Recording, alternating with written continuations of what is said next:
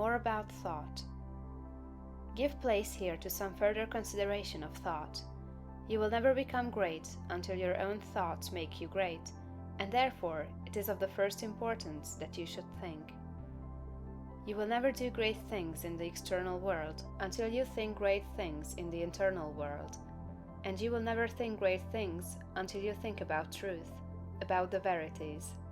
To think great things, you must be absolutely sincere, and to be sincere, you must know that your intentions are right. Insincere or false thinking is never great, however logical and brilliant it may be. The first and most important step is to seek the truth about human relations, to know what you ought to be to other men, and what they ought to be to you. This brings you back to the search of a right viewpoint. You should study organic and social evolution. Read Darwin and Walter Thomas Mills, and when you read, think. Think the whole matter over until you see the world of things and men in the right way. Think about what God is doing until you see what He is doing. Your next step is to think yourself into the right personal attitude. Your viewpoint tells you what the right attitude is, and obedience to the soul puts you into it. It is only by making a complete consecration of yourself to the highest that is within you that you can attain to sincere thinking. So long as you know you are selfish in your aims, or dishonest or crooked in any way in your intentions or practices, your thinking will be false, and your thoughts will have no power. Think about the way you are doing things, about all your intentions, purposes, and practices, until you know that they are right. The fact of his own complete unity with God is one that no person can grasp without deep and sustained thinking. Anyone can accept the proposition in a superficial way, but to feel and realize a vital comprehension of it is another matter. It is easy to think of going outside of yourself to meet God, but it is not easy to think of going inside yourself to meet God. But God is there, and in the Holy of Holies of your own soul, you may meet Him face to face.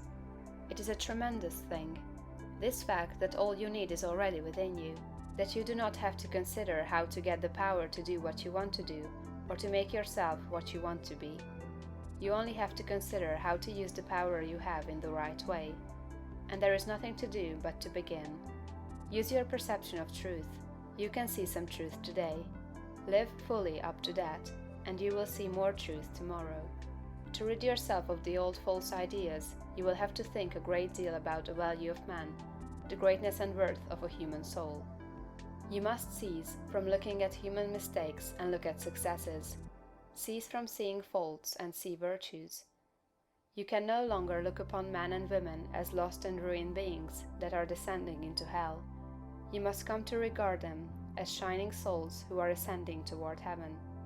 It will require some exercise of willpower to do this, but this is the legitimate use of the will, to decide what you will think about and how you will think. The function of the will is to direct thought. Think about the good side of man, the lovely, attractive part, and exert your will in refusing to think of anything else in connection with them.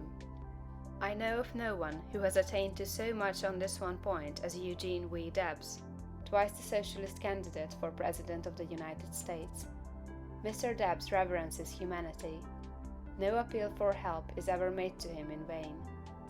No one receives from him an unkind or censorious word. You cannot come into his presence without being made sensible of his deep and kindly personal interest in you.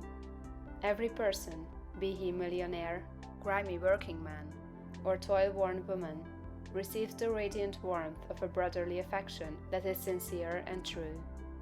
No ragged child speaks to him on the street without receiving instant and tender recognition. Debs loves man. This has made him the leading figure in a great movement, the beloved hero of a million hearts, and will give him a deathless name. It is a great thing to love man so, and it is only achieved by thought. No thing can make you great but thought. Quote, "You may divide thinkers into those who think for themselves and those who think through others. The latter are the rule, and the former the exception. The first are original thinkers in a double sense, and egoists in the noblest meaning of the word." Schopenhauer. Quote, "The key to every man is his thought. Sturdy and defiant though he look, he has a helm which he obeys, which is the idea after which all his facts are classified. He can only be reformed by showing him a new idea which commands his own. Emerson. Quote, all truly wise thoughts have been thought already thousands of times, but to make them really ours, we must think them over again honestly, till they take root in our personal expression. Goethe. Quote, all that a man is outwardly is but the expression and completion of his inward thought. To work effectively, he must think clearly. To act nobly, he must think nobly. Channing. Quote, great men are they who see that spirituality is stronger than any material force, that thoughts rule the world. Emerson. Quote, some people study all their lives, and at their death they have learned everything except to think. Domergue. Quote, it is the habitual thought that frames itself into our life. It affects us even more than our intimate social relations do. Our confidential friends have not so much to do in shaping our lives as the thoughts have which we harbor. J.W. Teal. Quote, when God lets loose a great thinker on this planet, then all things are at risk. There is not a piece of science but its flank may be turned tomorrow, nor any literary reputation, or the so-called eternal names of fame that may not be refused and condemned. Emerson. Think, think, think. End of chapter 17.